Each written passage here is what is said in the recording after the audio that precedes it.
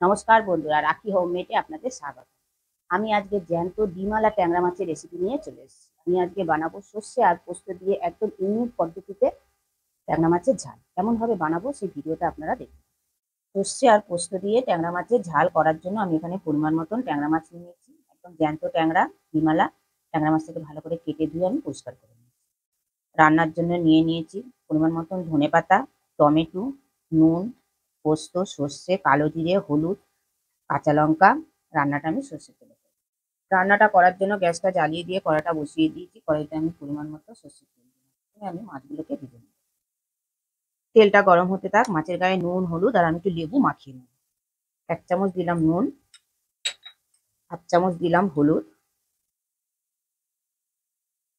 আর দিলাম 1 চিমটে লেবুর রস।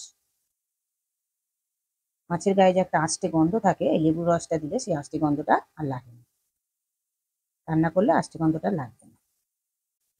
মাছের গায়ে ভালোভাবে মাখিয়ে নিয়ে আমি কিছুক্ষণের জন্য রেখে দেব। কিছুক্ষণ নুন, হলুদ আর লেবুটা মাখিয়ে রাখার পর তেলটা গরম হয়ে গেছে, আমি তেলের মধ্যে মাছগুলোকে দিয়ে দিলাম। মাছটা ভাজা হতে থাক, আমি একটু মশলা বানিয়ে নেবো মাছে দেওয়ার জন্য। দিলাম 5টা কাঁচা লঙ্কা, ঝালটা আপনারা নিজেদের মতন দেবেন, যে যেরকম ঝাল খাবেন সেই অনুযায়ী দেবেন।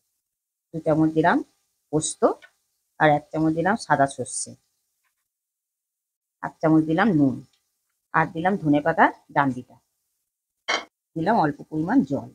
আমি একটা মিহি পেস্ট বানিয়ে নেব। পিঠে পাল্টে মাছে 2 পিঠি আমি ভেজে নিলাম।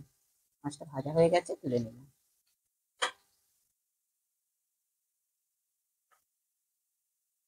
আর ওই একই কড়ার মধ্যে বাদ বাকি মাছগুলোকেও দিয়ে দিলাম। বাদ বাকি মাছগুলোকেও আমি একইভাবে ভেজে নেব।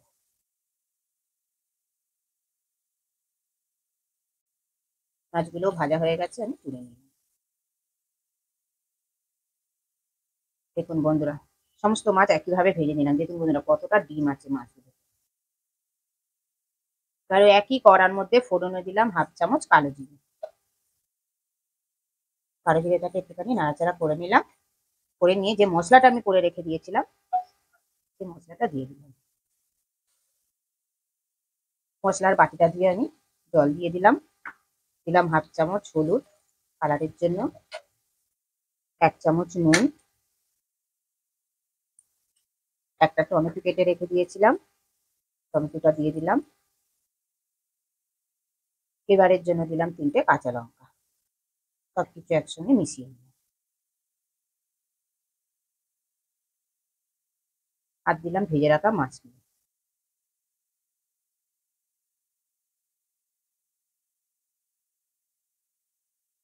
মাছগুলোকে দিয়েও মিশিয়ে নিলাম। মাছগুলোকে নিয়ে মশলাটার সঙ্গে যতক্ষণে মেশাচ্ছি, ততক্ষণে আপনারা বলে ফেলুন কে কোথা দিয়ে আমার ভিডিওটা দেখছেন। তবেই তো আপনাদের আমি ধন্যবাদ জানাতে পারবো। সমস্ত মাছ একসঙ্গে মিশিয়ে নিলাম। মিশিয়ে নিয়ে আমি 5 মিনিটের জন্য ঢেকে দিলাম। 5 মিনিট পর ঢাকাটা খুলে দিলাম। সর্ষে পোস্ত দিয়ে আমার ট্যাংরা মাছের ঝোলটা আমার অলমোস্ট কমপ্লিট। একটু কাঁচা সর্ষের তেল দিয়ে দিলাম, আর দিলাম পরিমাণ মতন ধনেপাতা। দিয়ে গ্যাসটা অফ করে দিলাম। 2 থেকে 3 মিনিট স্ট্যান্ডিং টাইমে রেখে 2 থেকে 3 মিনিট স্ট্যান্ডিং টাইমে রাখার পর ফিরে এলাম। ট্যাংরা মাছের ঝালটা আমার পরিবেশনের জন্য অলমোস্ট কমপ্লিট। গরম ভাতের সঙ্গে খেতে তো অসাধারণ লাগবে। আমি যে পদ্ধতিতে বানালাম, আপনারা স্টেপ বাই স্টেপ সেই পদ্ধতিতেই আপনারা বানাবেন। বানিয়ে যদি বানান তাহলে আমাকে কমেন্টে জানাবেন কেমন খেলেন। ভিডিওটা ভালো লেগে থাকলে কমেন্টে অবশ্যই জানাবেন, লাইক আর শেয়ার করে দেবেন। আর আমার চ্যানেল কেউ যদি নতুন বন্ধু হয়ে থাকেন, চ্যানেলটিকে সাবস্ক্রাইব করে দেওয়ার অনুরোধ রইল। পাশে বেল আইকনটা প্রেস করে দেবেন নতুন নতুন ভিডিও।